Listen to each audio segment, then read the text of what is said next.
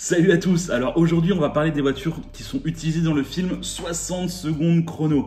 C'est un film qui a vraiment bercé mon enfance. Si vous voulez une comparaison, vous voyez tous les gamins qui regardent le film Shrek toute la journée en boucle, et ben moi c'était la même chose mais avec 60 secondes chrono. J'ai vraiment poncé ce DVD, un truc de fou. Donc vous imaginez à quel point je suis content aujourd'hui de vous faire cette vidéo sur les voitures de ce film. Alors la vidéo a failli ne pas se faire parce que les infos étaient affreusement compliquées à trouver. Juste avant, je voudrais quand même vous parler du sponsor de cette vidéo qui n'est autre que Car Vertical. J'imagine que vous commencez un petit peu à connaître le site parce que ça fait beaucoup de vidéos que je fais avec eux, mais ils me permettent de continuer à faire ce que j'aime et ça c'est vraiment cool de leur part.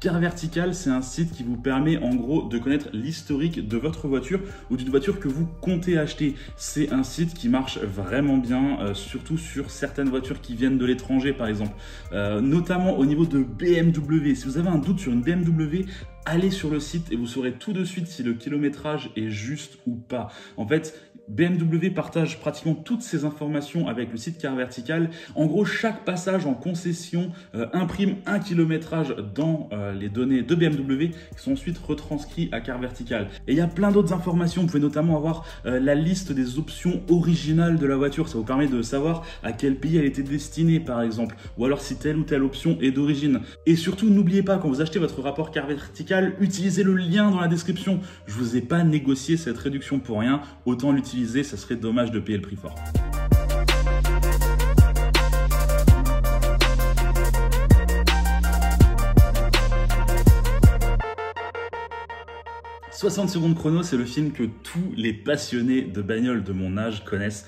C'est un film qui est sorti au tout début des années 2000, c'était même avant Fast and Furious, premier du nom. Alors à la base, c'est un remake d'un film des années 70 qui avait à peu près la même histoire, mais pas du tout la même histoire. Pour les plus jeunes d'entre vous, en gros, c'est une équipe de voleurs hors pair qui doivent voler 50 voitures en une nuit. Évidemment, je ne vais pas parler des 50 voitures dans cette vidéo. De 1, parce que les 50 voitures ne sont pas toutes visibles dans le film. Il y en a plein sur la liste, mais on ne les voit pas les voler. De 2, celles qui apparaissent seulement quelques secondes, en fait c'est juste des voitures de location qui n'ont du coup aucune histoire. Donc je peux pas vous la raconter non plus. Mais heureusement, j'ai largement assez d'anecdotes pour vous faire une belle vidéo, notamment avec la toute première voiture qui apparaît dans le film.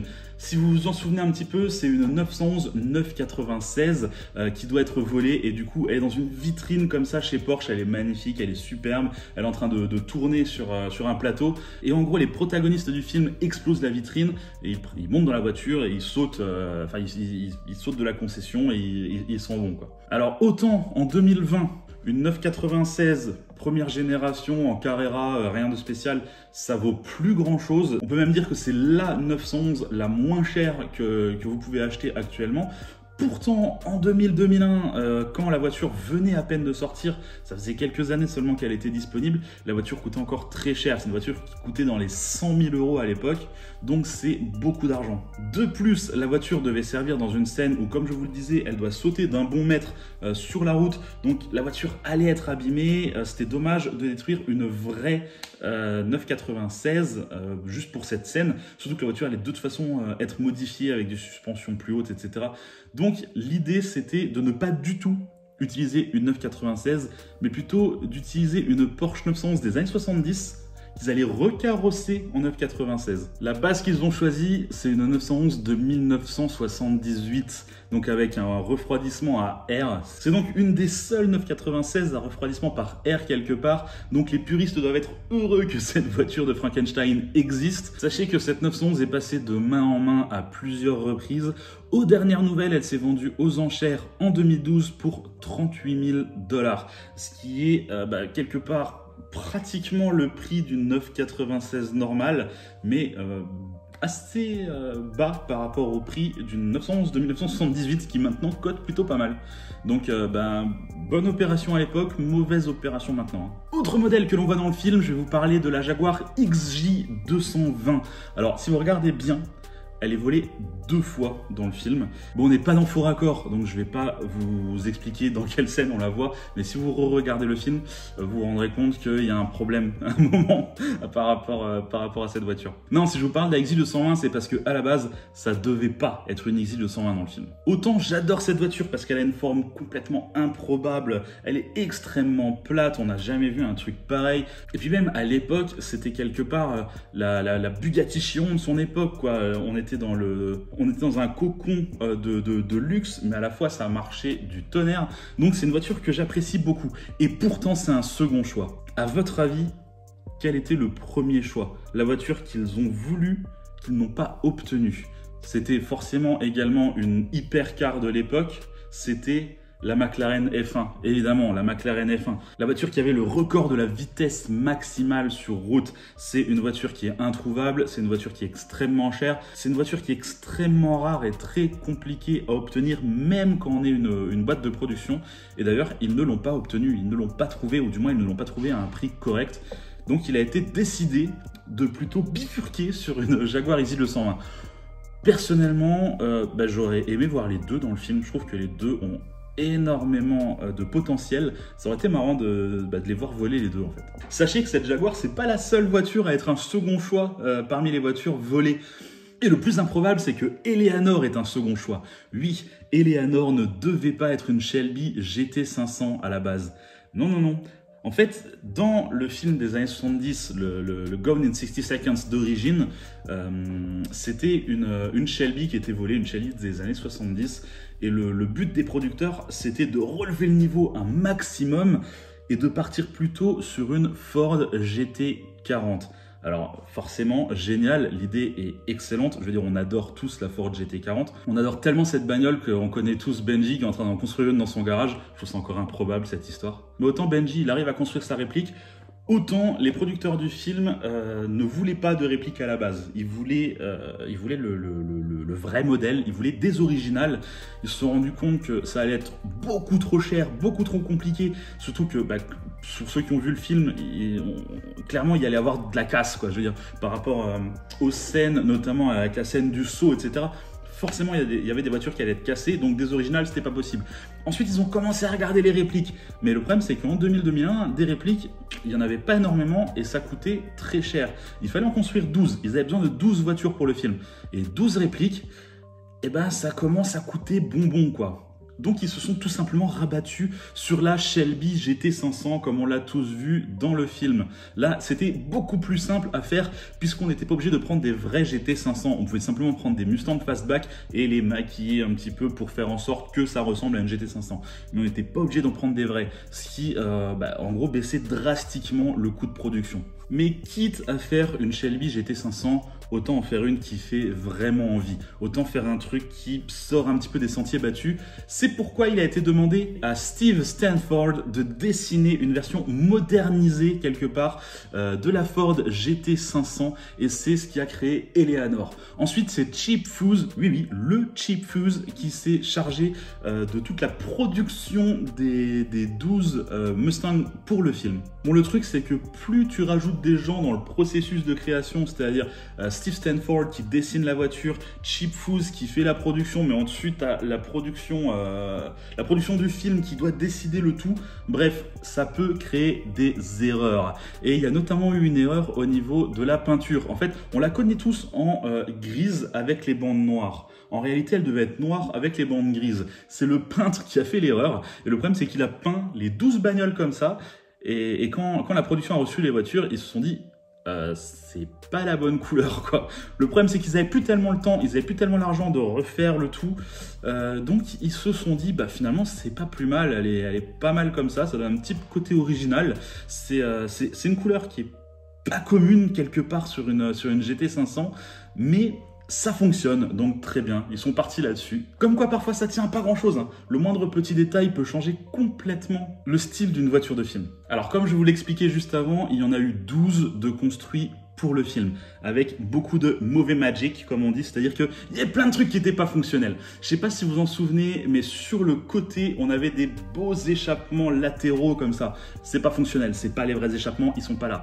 Autre détail qui n'était pas fonctionnel, tout ce qui va être fuel cap, c'est-à-dire le bouchon de réservoir d'essence. Le bouchon de réservoir d'essence, c'était du factice également, celui qui était sur le pilier C, donc tout à l'arrière de la voiture, c'est complètement faux. Il n'y a jamais eu de... En fait, il n'a jamais été relié à rien. Il était sur les 12 voitures, mais il n'a jamais été relié. Ensuite, pratiquement toutes les voitures étaient en boîte automatique. Il n'y en avait qu'une seule qu'ils avaient réussi à choper en boîte manuelle, et c'était donc celle qui a servi pour toutes les scènes en gros où on filme l'intérieur de la voiture avec Nicolas Cage. D'ailleurs, dans la scène où le personnage principal, donc Memphis Reigns, vole la voiture dans le parking souterrain, il la passe en marche arrière et on entend très clairement que c'est une boîte automatique. Regardez de nouveau le film, vous allez vous en rendre compte, c'est assez flagrant quand on connaît l'histoire. Alors parmi ces 12 voitures, elles ont pratiquement toutes été détruites pendant le film, notamment celle qu'ils appelaient la Fast Car, c'était la plus puissante de toutes. Elle était équipée d'un 6 litres 4 et elle marchait très très bien à ce qui paraît. Le problème c'est que comme c'était une stunt car, au bout d'un moment, la production l'a détruite forcément. Selon les sources, il y en aurait 7 qui auraient survécu. En réalité, quand on cherche un petit peu, on se rend compte que c'est moins que ça. Il n'y en a pas 7 qui ont survécu, c'est à peu près sûr. Bon, comme je vous le disais, selon les sources, ça diffère un peu, mais il y en aurait une qui aurait été donnée à Nicolas Cage juste après le tournage du film, et il la roulerait assez régulièrement, il aime beaucoup cette voiture. Une autre aurait été donnée au producteur. Lui, par contre, ne la roule jamais, puisque la voiture lui fait un peu peur. En même temps, autant de puissance avec aucune aide à la conduite, je comprends que ça peut être compliqué à gérer. Malheureusement, on a très peu d'informations sur ces deux voitures, notamment on n'a pas les numéros de châssis. Moi, ça m'aide toujours dans mes recherches d'avoir les numéros de châssis, histoire de pouvoir retracer l'historique des voitures. Ensuite, 3 voitures auraient été sauvées par CVS. CVS, c'est Cinema Vehicle Services, et c'est en gros la boîte qui a géré les voitures pendant tout le tournage du film et qui les a récupérées après le tournage. L'entreprise a entièrement restauré ces 3 voitures et ils les ont revendues il y a un peu plus de 10 ans maintenant. On a la numéro 7 qui s'est vendue en 2012 en Angleterre pour 95 000 $. Elle a ensuite été offerte plusieurs fois aux enchères sans atteindre le prix de réserve. Une fois à Chicago en 2013 où elle a atteint 400 000 $ et une deuxième fois à Austin en 2014 où l'enchère n'est montée qu'à 324 000 $. Donc on sent que l'intérêt pour cette voiture était en descente. Le propriétaire aura quand même finalement réussi à la vendre. Il l'aura vendue à Chrome Cars en Allemagne. On se doute qu'elle a été vendue pour environ 200 000 $. Depuis, Chrome Cars assure qu'ils ont en leur possession une voiture qui coûte 2 millions de $, comme on atteste cette vidéo de Supercar Blondie. Pourtant, c'est une voiture qui vaut considérablement moins. En fait, par rapport aux voitures qui ont été utilisées pendant le film, c'est celle qui est la moins intéressante, notamment parce qu'elle est équipée de la clim et donc elle a des bouches d'aération en trop sur le tableau de bord, ce qui fait qu'aucune scène d'intérieur n'a été filmée avec cette voiture. On le sait, on en est sûr. Donc c'est que certaines scènes extérieures qui ont été filmées, ce qui en fait une voiture moins recherchée par les passionnés du film. Une autre dont on ne connaît pas le numéro de production, mais on a tout de même le numéro de châssis, s'est vendue à 216 000 $ en 2009, puis 385 000 $ en 2019. Aujourd'hui, on ne sait pas exactement où est cette voiture. Enfin, la troisième voiture qui a été rénovée par CVS, c'est la numéro 9. On connaît son numéro de production et on connaît son numéro de châssis. C'est celle qui était la plus jolie. C'est vraiment la beauty car, celle dans laquelle on a tourné les intérieurs. C'est la seule voiture manuelle sur les 12. Donc, c'est vraiment la plus authentique, la plus importante et du coup, forcément, la plus chère. Elle s'est vendue 1 million de $ en 2013. Donc là, nous avons en gros toutes les Eleanor qui sont connues dans le monde. Donc là, tous les fans et tous les collectionneurs savent que ces voitures existent et que normalement, il n'y en a pas d'autres. Pourtant, un site très réputé en termes de vente aux enchères de voitures, c'est-à-dire Mecum, a annoncé qu'ils en avaient une autre en début d'année. Alors, ils n'ont pas annoncé qu'ils en avaient une autre, mais ils ont annoncé qu'ils en avaient une sans donner le numéro de châssis. Et là, on a commencé à se poser des questions, c'est-à-dire, d'accord, mais elle vient d'où cette voiture? Je veux dire, les 3 numéros de châssis connus, on sait où elles sont, ou du moins on connaît le numéro de châssis, on sait à quoi elles ressemblent, c'est pas celle-là. Il y aurait éventuellement les 2 voitures qui ont été données à Nicolas Cage et au producteur, mais en fait, on sait pas trop où sont ces voitures, on sait pas si elles ont été vendues, normalement non, mais on sait pas trop ce qu'elles sont devenues, mais on sait que c'est pas celle-ci.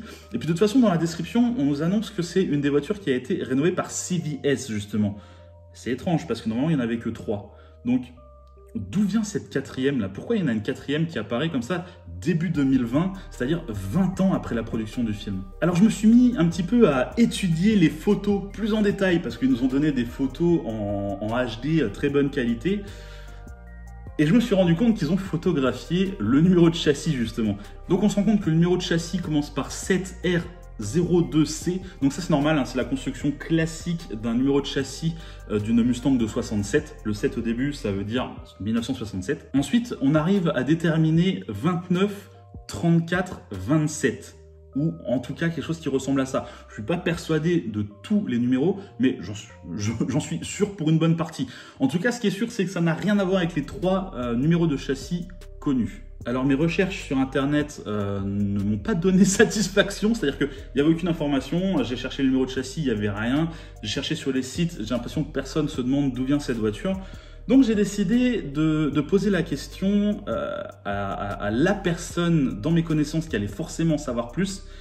C'est Franck de Movie Car Central et il m'a dit oui, il n'y a pas de souci, je te mets en relation avec les gens de CVS, tu leur poseras la question par toi-même.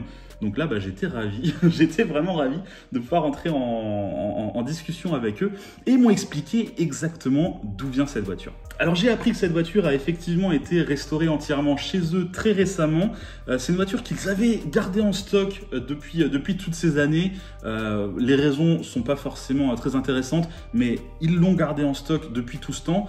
J'ai également appris que c'est la voiture qui a servi pour toutes les scènes dans le déversoir à Los Angeles. Donc en gros, quand la voiture, quand Nicolas Cage est poursuivi par la police et l'hélicoptère et qu'il appuie pour déclencher le nitro avec le levier de vitesse Go Baby Go. Et en fait, les gens de chez CVS m'ont expliqué que le système de nitro était fonctionnel, c'est-à-dire que la voiture est réellement équipée du bouton Go Baby Go qui lui permet de lancer la nitro. Et je trouve que cette anecdote est géniale, de se dire que la voiture avait vraiment ce système et pour le coup, c'était pas de la poudre aux yeux, quoi. J'ai également appris que du coup, la voiture avait été vendue avec toute la documentation qui prouve la provenance de la voiture et toute la restauration, etc. Donc on est sûr que c'est une vraie, c'est-à-dire que maintenant, on est persuadé qu'il y en a plus 3 avec un VIN connu, mais il y en a 4. De plus, comme c'est la dernière Eleanor qu'ils avaient, ils ont décidé de vendre les moules de la réalisation du kit en même temps. Donc c'est des moules pour créer le kit en fibre de verre. Et ce moule a été vendu à la même vente aux enchères pour 20 000 $. Bon, vous vous doutez bien que parmi toutes les Eleanor qui ont servi dans le film, il y en a très peu qui étaient des vrais GT500, comme je vous l'expliquais au début de la vidéo. C'est beaucoup moins cher d'en utiliser des fausses. Pourtant, il y a une vraie qui a été utilisée à un moment où, à mon avis, vous étiez persuadé que c'était une fausse. C'est pour la scène finale, vraiment à la toute fin, lorsqu'il y a vraiment l'épave qui est offerte à Memphis Reigns, vraiment dans les toutes dernières secondes du film. C'est une épave qui est dégueulasse, elle est rouillée de partout, elle est dans un état déplorable. Et pourtant, c'est une vraie. Et en fait, là, il y a vraiment beaucoup de mauvais magic, puisque c'est non seulement une vraie, mais une qui était en très bon état. Moteur V8 neuf, châssis neuf, tout était entièrement refait, la voiture est vraiment parfaite en dessous. Et pourtant, ils ont en gros enlevé tous les panneaux de carrosserie qui étaient bons. Ils en ont mis des anciens et des vieux qui étaient rouillés. Ils ont repeint toute la voiture de façon à ce qu'elle paraisse rouillée. Et c'est celle-ci qui est utilisée. Mais en réalité, en dessous, elle était dans un état parfait.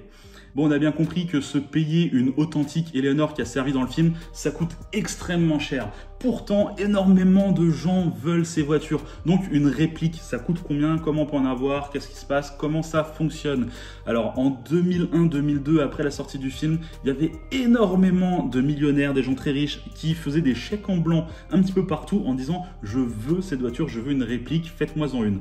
Le souci, c'est que ils ne savaient pas trop où s'adresser. Il y en a pas mal qui se sont dit « C'est une Shelby GT500, autant s'adresser à Shelby directement ». Et c'est comme ça que Shelby s'est mis à faire quelques répliques. En réalité, ils en ont fait 3. Et le souci, c'est qu'il n'en avait absolument pas le droit. Donc le film a porté plainte contre Shelby parce que Shelby faisait des Shelby GT500. En gros, quand le film est sorti, les personnages du film ont été déposés. Il y a un copyright en gros sur les personnages du film. Et parmi ces personnages, il y a Eleanor. Eleanor a été déposée comme un personnage du film avec une personnalité, avec un physique, avec une apparence, et il était interdit de reproduire cette voiture sans payer des droits à la production en fait. Donc Shelby a perdu son procès pour avoir construit des Shelby GT500 Eleanor. En gros, aujourd'hui, si vous voulez une réplique, seule Fusion Motors en Californie est capable de vous fournir ça, et sachez que ça va vous coûter très cher. Alors ce qui est génial, c'est que ça se passe un peu comme une voiture neuve, hein. Vous commandez votre voiture avec les options que vous voulez, la motorisation, etc. Le prix de base, c'est 250 000 $. Donc il faut avoir les poches bien pleines. En choisissant les bonnes options, etc., bah, vous n'êtes pas loin d'une voiture qui aurait servi dans le film, quoi. Bref, cette vidéo sur les voitures de 60 secondes chrono est terminée. J'espère qu'elle vous a plu. Moi, en tout cas, j'ai adoré la faire parce que j'avais adoré ce film. N'hésitez pas à me dire ce que vous en avez pensé dans les commentaires. Comme d'habitude, petit pouce bleu, regardez d'autres vidéos et abonnez-vous si ce n'est pas déjà fait. Allez, salut!